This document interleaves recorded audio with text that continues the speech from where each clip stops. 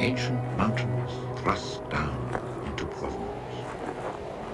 The trek began on barren moors, 12 or 1,300 meters above sea level, through land that was bleak and monotonous. Nothing grew there but wild lavender. My route led across the region at its widest point, and after hiking for 3 days, I found myself in a wasteland, desolate beyond description. I made camp near the remains of an abandoned village. The day before, my water supply had run out and I had to find some. The cluster of houses, although they were in ruins, reminding me of an old wasp's nest, made me think that once there must have been a fountain, or perhaps a well.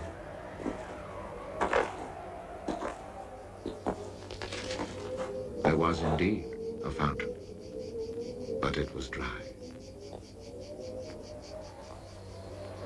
The roofless houses, eaten away by wind and rain, and the chapel, with its crumbling belfry, stood arranged like houses and churches in a living village. But here, life had vanished. It was a sunny, cloudless June day, but over these bare highlands blew a fierce, insufferable wind. Growling through the skeletons of the houses, it sounded like a wild beast disturbed while feeding on its prey. I had to move camp.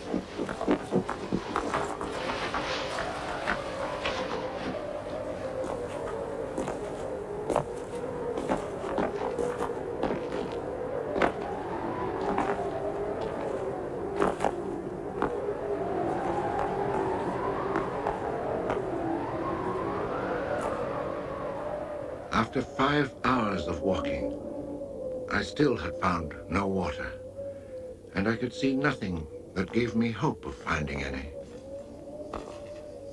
Everywhere, I came upon the same drought, the same coarse weeds.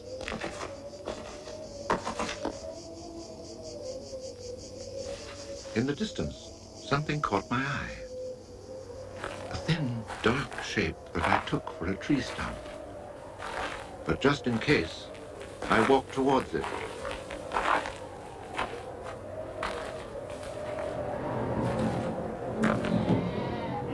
It was a shepherd, and beside him, resting on the burning ground, lay about 30 sheep.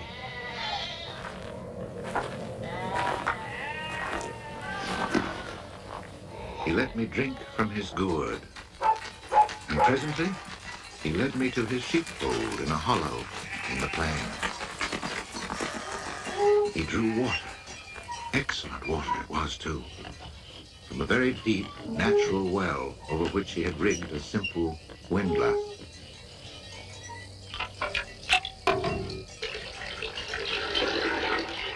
The man spoke very little, often the way with people who live alone, but he appeared sure of himself and confident in his assurance.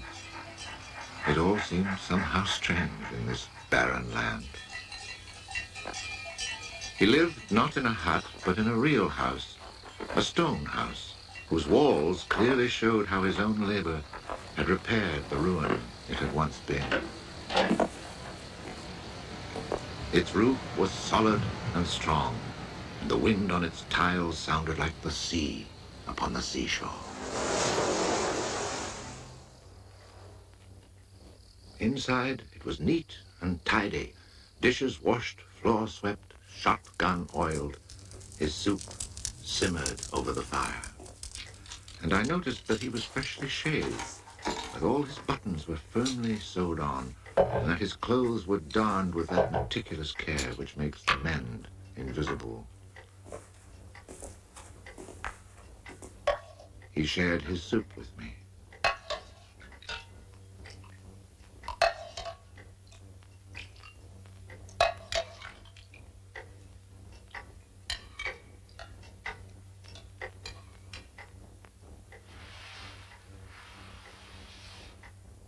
When I offered him my tobacco pouch, he told me he did not smoke. The dog, silent like his master, was friendly without fawning.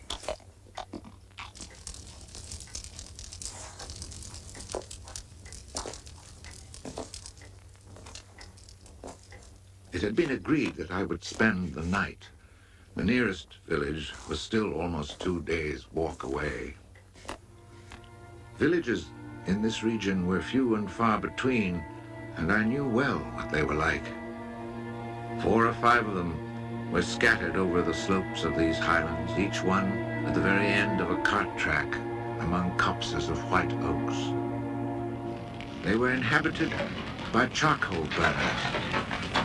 The living was poor, and families huddled together in a climate very harsh both in summer and winter found their struggle for survival made more bitter by their isolation. There was no relief. Their constant longing to escape became a crazy ambition. Endlessly the men carted their charcoal to town, then returned home. Even the most stable characters crack under the constant grind. The women seethed with resentment. There was rivalry in everything. The sale of charcoal and the church pew. They were rivals in virtue and rivals in vice. And the battle royal between vice and virtue raged incessantly. And always there was the wind. The ever-present wind constantly grating on the nerves. There were epidemics of suicide and many cases of madness, nearly always ending in murder.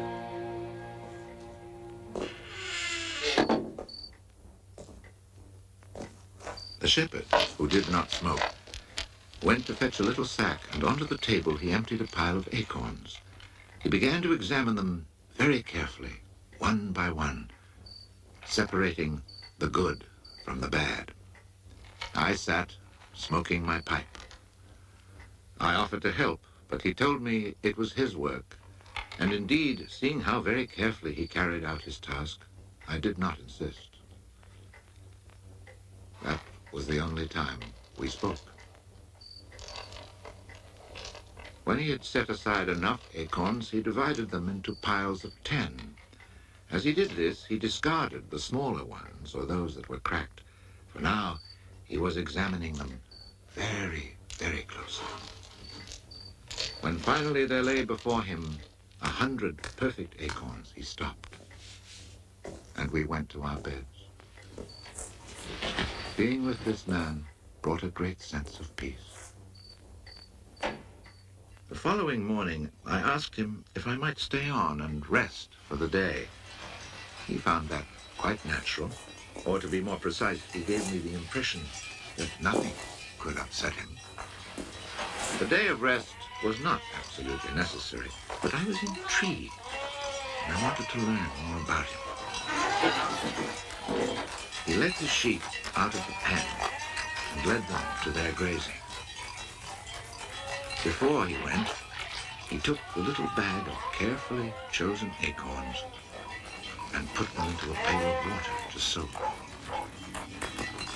I noticed that for a walking staff, he carried an iron rod as thick as my thumb and about as high as my shoulder.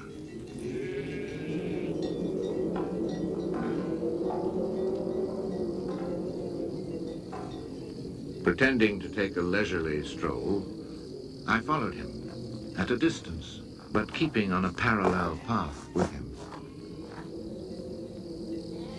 The pasture for his sheep was down in a dell. Leaving his dog in charge of the little flock, he began to climb towards me where I was standing. I feared he was coming to reproach me. Not at all. It happened to be on his way, and he invited me to go with him if I had nothing better to do. He was going a little farther on, to the top of the hill.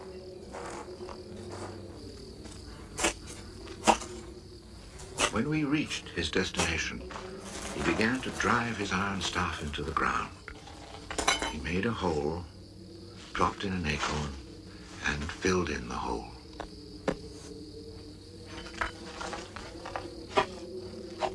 He was planting oak trees.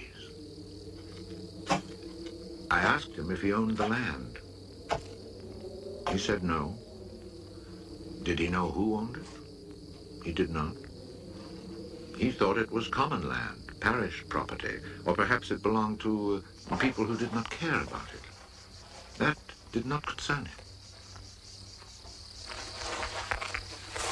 And so with infinite care, he planted his 100 acorns. After the midday meal, he began to sort out more of his acorns.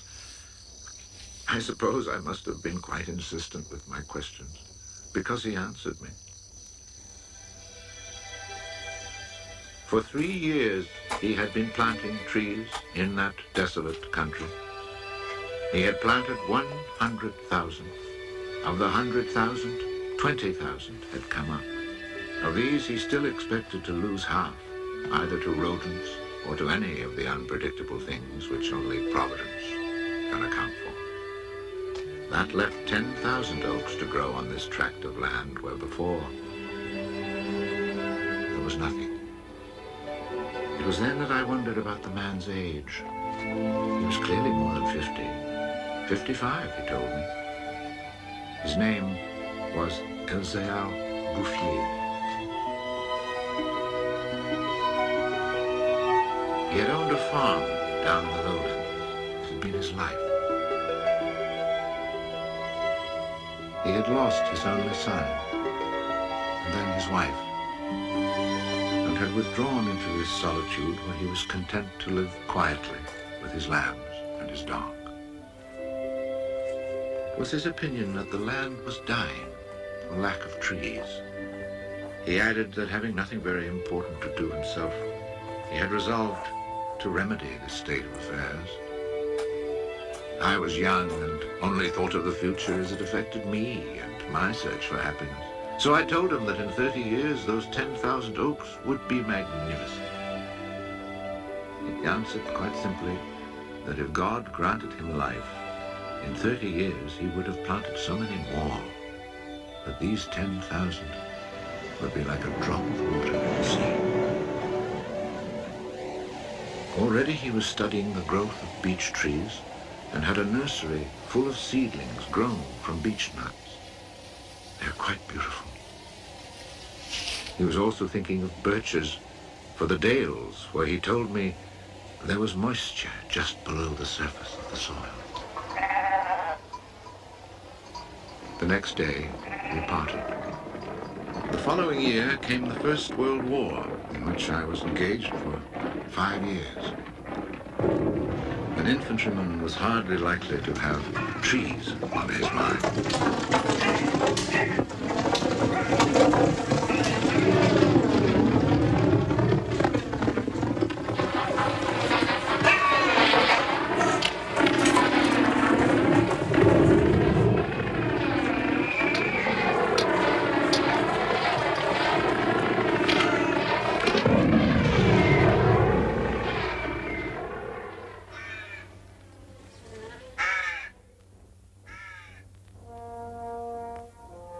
After demobilization, I found myself the possessor of a small gratuity and a great desire to breathe pure air. This was my only thought when I set off once more on the road to the barren land. The country had not changed. However, in the distance, beyond the deserted village, I noticed a sort of grayish mist that lay on the hilltops like a carpet. The shepherd who planted trees had been in my mind since the day before. 10,000 oak trees, I thought to myself, really need a lot of space. I had seen so many people die in those 5 years, it was easy to imagine that Elzéar Bouffier, too, was dead, especially since at 20, we think of men of 50 as ancient with nothing left to do but die.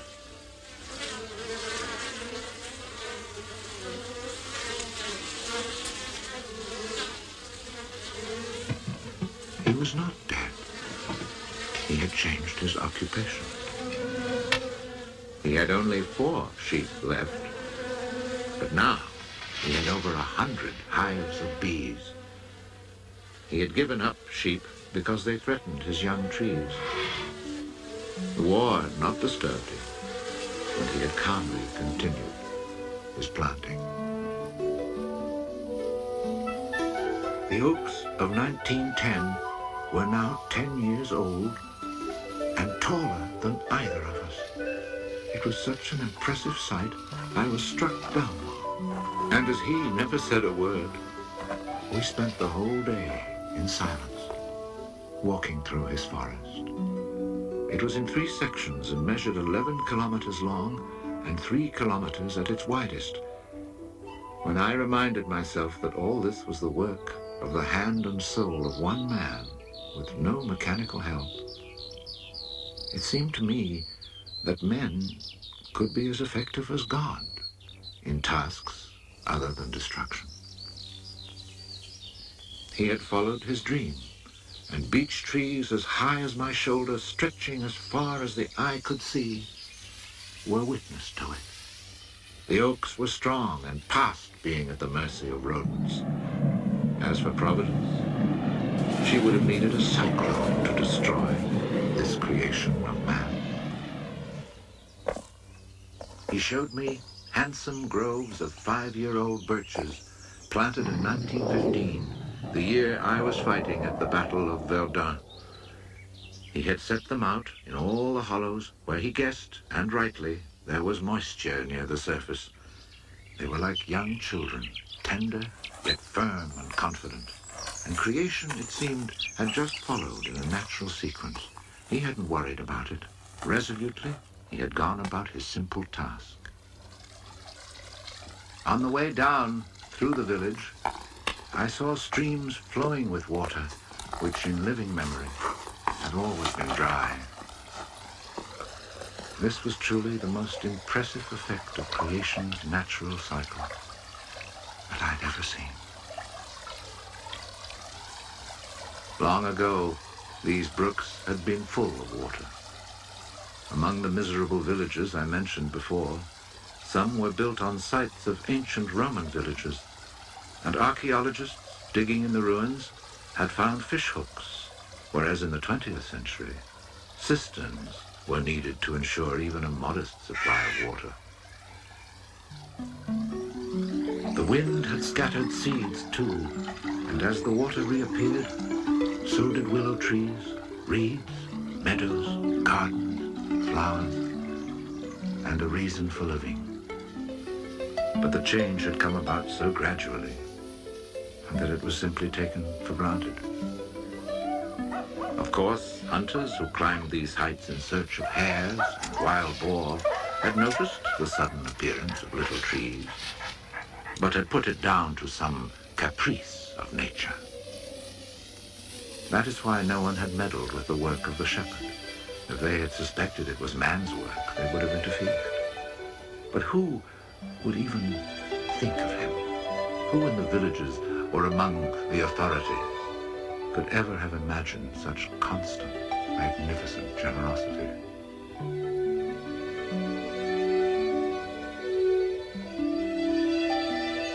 Each year from 1920 on, I paid a visit to Elzéar Bouffier. I never saw him lose heart, nor was he ever deterred. And often, God knows, it must have seemed that heaven itself was against him. I never tried to imagine his frustrations, but to achieve such an end, he must have had to overcome many obstacles. For such passion to succeed, he must surely have fought and conquered despair. We must remember that this exceptional man had worked in utter solitude. Solitude so complete that towards the end of his life, he had lost the habit of speech. Oh, perhaps he saw no need for it. In 1933, he was visited by an astonished forester who notified him of an order that lighting fires outdoors was forbidden for fear of endangering this natural forest. It was the first time, the forester told him naively, that he had ever seen a forest grow of its own accord.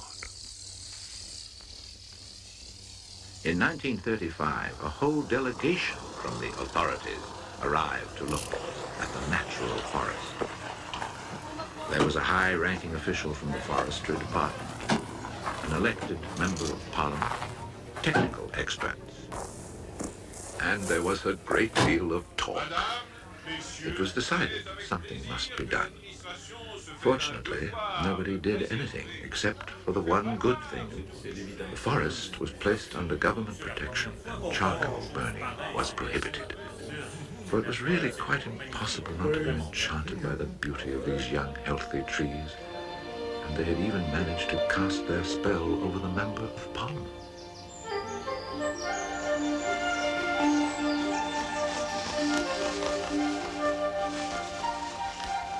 One of the senior foresters in the delegation was a friend of mine, and I explained the mystery to him. The following week, we both set out to find Elzéar Bouffier. He was hard at work about 20 kilometers from where the official inspection had taken place. I was right about my friend the forester. He was able to appreciate all he saw. I offered the eggs I had brought as a present.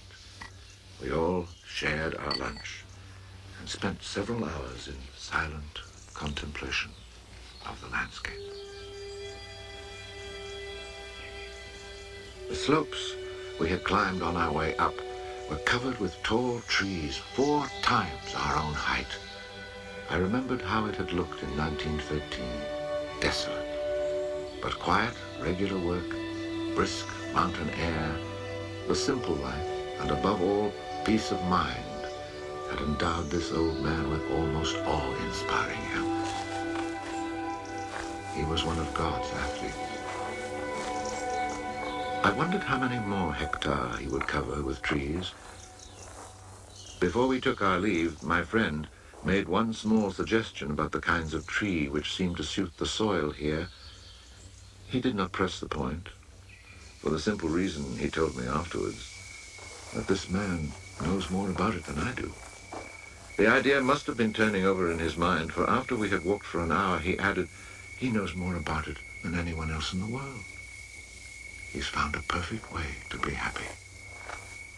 Thanks to this forester, not only the forest, but the happiness of Elzéar Bouffier were protected. The only serious danger to his work occurred during the Second World War. Cars being powered by wood-burning generators. There was never enough wood. So cutting was begun among the oaks of 1910, but they were so far from transportation routes that the whole enterprise proved financially unsound. It was abandoned.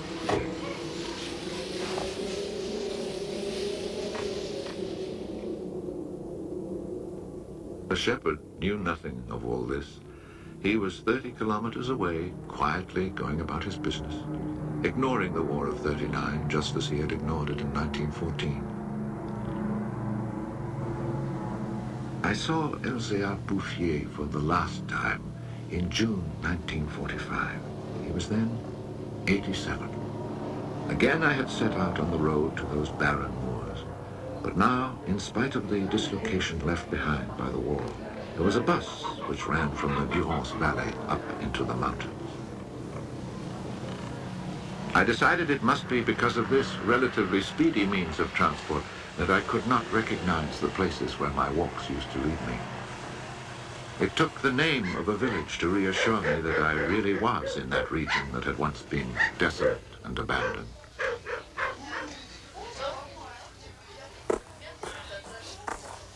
The bus dropped me at Vergon. In 1913, this hamlet of no more than a dozen houses had 3 inhabitants, wild creatures who hated each other, who set snares to make a living. They were people without hope. Now everything was different, even the air itself. Instead of the harsh, dry winds of the past, there was a gentle breeze full of fragrance. From the mountain tops came a sound like rushing water. It was the wind rustling through the forest. And Then, even more astonishing, I heard another sound of water. I saw that they had built a fountain that was splashing merrily. And beside it, what I found most touching, someone had planted a linden tree, a perfect symbol of rebirth.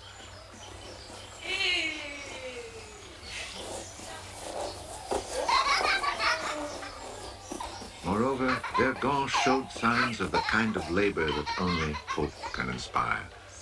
So hope had been restored, ruins had been cleared, and crumbling walls torn down. The new houses, freshly rough-cast, stood in kitchen gardens where flowers and vegetables grew in orderly confusion. Roses and cabbages, snapdragons and leeks, celery and anemones. It had become a place where one would want to live. From this point, I continued on foot. The war had not been over long enough for life to reach full bloom, but Lazarus had emerged from the tomb. On the lower slopes of the mountain, I could see small fields of young barley and rye, and down in the narrow valleys, the meadows were green.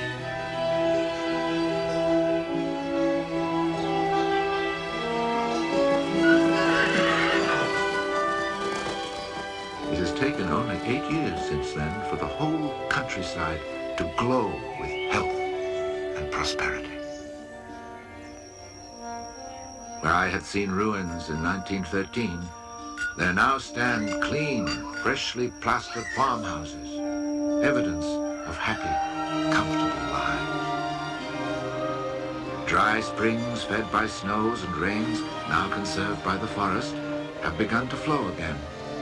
In the maple groves, each farm has its fountain brimming over onto carpets of fresh mint. Bit by bit, the villages have been rebuilt. People have come to settle from down in the plains where land is expensive. They have brought youth, life, and the spirit of adventure. On the roads, one meets people glowing with health, and boys and girls laughing as they enjoy their rustic pleasures.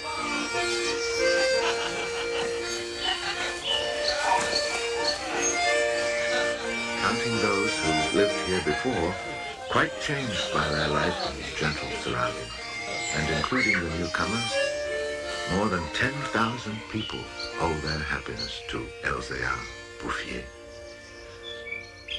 When I think that one man, one body, and one spirit was enough to turn a desert into the land of Canaan, I find after all that a man's destiny can be truly wonderful. But when I consider the passionate determination, the unfailing generosity of spirit it took to achieve this end, I'm filled with admiration for this old, unlearned peasant who was able to complete a task worthy of God.